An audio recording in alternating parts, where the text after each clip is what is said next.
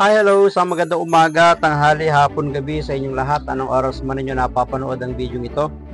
Tayo po muli ay tutungahin ng ating pagbasa para naman sa araw po ng Lunes, September 23, 2024. Hangin natin ng mabuting balita sa Ebanghelyo ni San Lucas, Kabanata 8, mga talatang 16 hanggang 18. Nung panahong iyon, sinabi ni Jesus sa mga tao, walang taong nagsisindi ng ilaw at pagkatapos ay tatakluban ng banga o ilalagay kaya sa ilalim ng higaan. Sa halip, inilalagay ito sa talagang patungan upang makita ng mga pumapasok ang liwanag.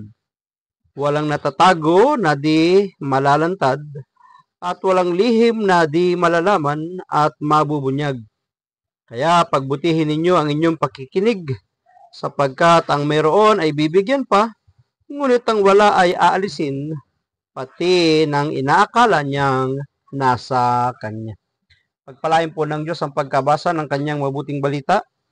Ang reflection or pagsasadiwa ay hahangin natin sa aklat ng simbahay taong 2024. Walang taong nagsisindi ng ilaw at pagkatapos ay tatakluban ng banga o ilalagay kaya sa ilalim ng higaan. Sa Ebanghelyo ay pinahahalagahan ni Jesus ang pagpapakita ng liwanag. Talaga naman kagamit-gamit ito sa panahon natin sa kasalukuyan kapag biglang walang electricity. Napakahalaga ng liwanag kapag sa gabi ay biglang nawalan ng kuryente. At pagiging tapat sa mga salita at gawa. Tulad ng ilaw na inilalagay sa patungan, dapat nating ipakita ang ating mga kilos at salita sa harap ng lahat. Sapagkat ang ating kilos, gawa at pananalita ay tulad na rin ng tanglaw na parang ilaw sa mga tao sa kanilang puso, isipan at kalooban. Kailangan tayo ay nagliliwanag.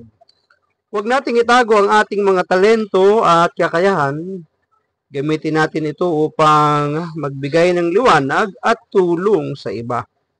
Huwag tayong matakot na magpabukas at magbahagi ng ating kaalaman at kakayahan. Kaya nga dapat tayo ay magsilbing ilaw, liwanag, gabay, patnubay sa kanila. Pati pala ang ating mga kakayahan, skills o talento, mga kaloob, ay pwedeng maging silbing liwanag para sa kanila.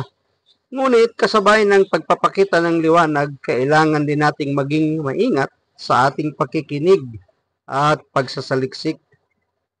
Magpakumbaba tayong maghanap ng karunungan at palaging maging bukas sa pag-aaral at pagtanggap ng mga bagong kaalaman. Sa ating buhay, maging tanglaw tayo sa iba sa pamamagitan ng ating mga salita at gawa.